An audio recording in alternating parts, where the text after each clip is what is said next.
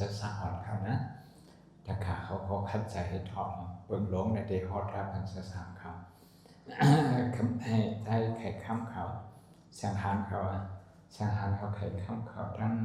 สังซี่เขามาเอาจะสั่งเขามันหนักยิ้มเขาเนี่ยมันหนักไหวนาชื่อเขาทีนะคุยนี้ทีน้ำมาพมุนนั่งนะคนอาทิตย์น้ำลาพิรทันอันสิพิจารณาไว้ที่นั่นนะสิพิจารณาไว้ที่นั่นเหมือนกันเอาไว้ที่นั่นนั่งไว้นาต่อเขานั่งที่เขาที่นั่น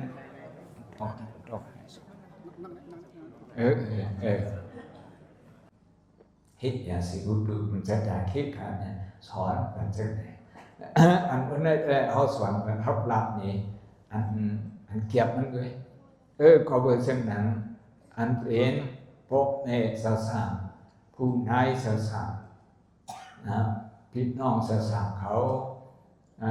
ทั้งสิ่งทั้งหมดเนี่ยเขาโพสไลกว่าแมสเซจอันนั้นโดยไลกว่าข้อสั่งสอนนั้นนะพอไลกว่าข้อสั่งสอนนั้นในก็นุ่งสั่งการหมวยสั่งการก็เหมือนดังลูกหาพระแห่งเจ้าเป็นลูกยิงลูกชายพุทธาพระแห่งเจ้าก็เบอร์สามนะก็บอกว่าหมออยู่ซ้อมข้อสั่งความสอนนั้นเจ้าเพราะมันเช่นนั้นเขากลุ่มเค้กันนะทางกินก็เค้กันดีอยู่ก็เค้กันการนุ่งการไว้ก็เค้กันลองโลดลองการเสนอเค้กันแต่ที่เค้กันนั้นทำได้เหตุสัได้หาเงินนำหาเงินนำพอหาเงินนำพอได้ดื้อดีๆเนี่ยก็ซ้ำเหตุสัเจ้าเท่านั้นก็จังนั้นอันสั่งสอนปัญญาสั่งเขาโมนั่นแหละ simple way of life คำจะอดีต simple way of life เนี่ยบอกว่าเขาโมอยู่อันง่ายโดมๆขี้กันสั่งมันจ้าเช่นนั้นอดรู้เช่นนั้นนะเพราะเช่นนั้นเนี่ยเขากึ่งทางเขาเปลี่ยนโปสังเมสังกึ่งทางเขาเอาลูกเขามาไว้ในศาสนาเยาวจูเขาดึกมีดีจ้องเขาในเขาก็ได้สอนแบบนั้น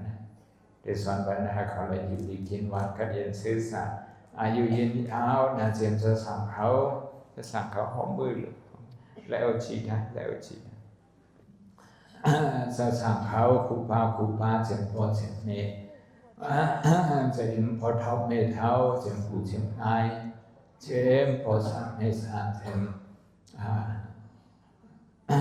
ตะกาศรัทธาทั้งหลายกูคนทะเลอยู่ดีคิดว่าคดีซื่อสัตย์อยู่ยิ่งยาวขึ้นอย่างสูงในโลกาในธรรมะอะไรพ้นหลอดคำลงสัมภาอะไรเหตุการณ์ศาสนา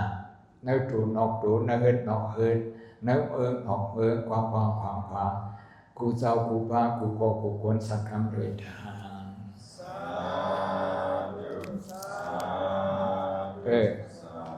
สสัตย์กับเนี่ยถอดร่างดีๆนะก่อนนั่งขึ้นที่นั่น